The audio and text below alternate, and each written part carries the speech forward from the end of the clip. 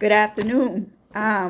So we're going to do part 3 today. We've been reading from Judges chapter 6, and it's verses 12 through 17. But I'm going to read it again just so we're all on the same page. And plus, this word is so powerful. So again, Judges chapter 6, verse 12 through 17.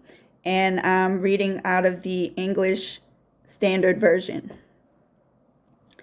And the angel of the Lord appeared to him and said to him, "The Lord is with you, O mighty man of valor."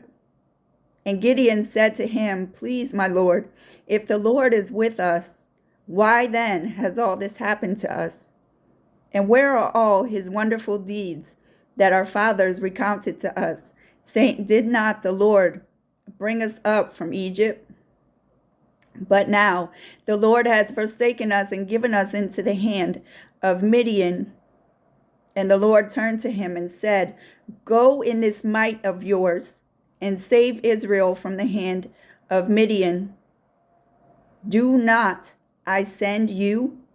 And he said to him, "Please, Lord, how can I save Israel? Behold, my clan is the weakest in Manasseh, and I am the least in my father's house." And the Lord said to him, "But I will be with you, and you shall strike the Midianites as one man." And he said to him, "If now I have found favor in your eyes, then show me a sign that it is you who speak with me." So last time we left off with the fact that our hearts are purified when God turns up the heat in a person's life. That's how our hearts are circumcised. That's how our hearts are purified. That's how the useless dross is filtered out. Actually, as we become a little more seasoned in our walk, going from milk to solid food, and we go from being just a hearer of the word to an actual doer of the word, where now we put into action the things that we're learning in our neighborhood, at the gym, on the job, and everywhere else our feet may tread. This is when we can expect greater opposition and more retaliation from the enemy. But what the devil means to harm us, God will sometimes allow to bring about much glory. So you better believe he's going to get the glory out of your situation. So we know from this passage in Judges 6, verses 12 to 17, Gideon is terrified.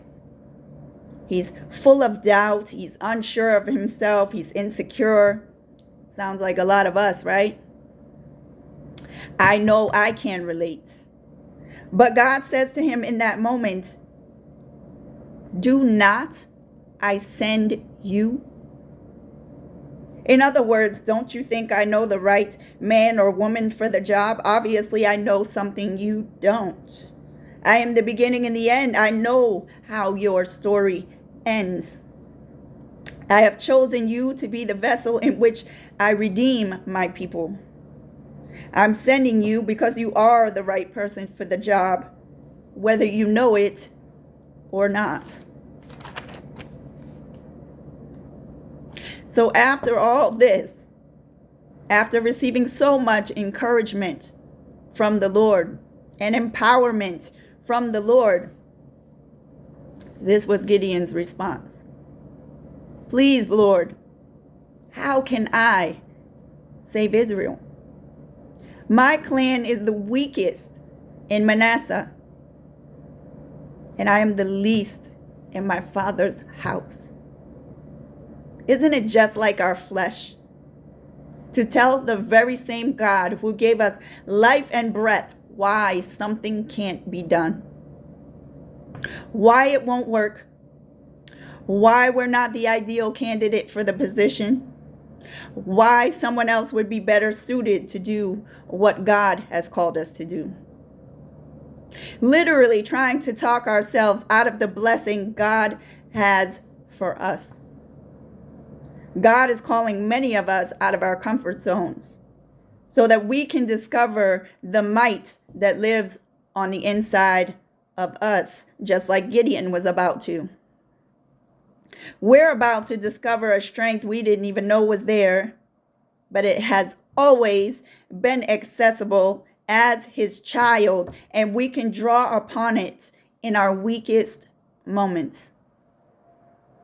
Even after all of Gideon's rebuttals, the Lord simply says, I will be with you. Somebody needs to know that today. Somebody needs to know that. The next time you're in a valley moment, that the next time you're in a dark place, a low place, the next time you feel like you're being suffocated, the next time you feel like nothing is turning in your favor and everything is going wrong, God will be with you. You are never alone. He does not leave or forsake you. Your battles are his. The Lord of heaven's armies is your defender. Trust him to fight for you. He doesn't lose. God wants you to know in this moment, you cannot be defeated when my hand is in it and on it. Even if it's just you. Even if it's just you, there are more for you than there are against you. I am your defender. You can't lose this battle, and you won't. God is giving Gideon a full-blown assurance, and probably some of you a full-blown assurance today that the only outcome will be victory. The only outcome will be victory. The battle is already won because the Lord is with you.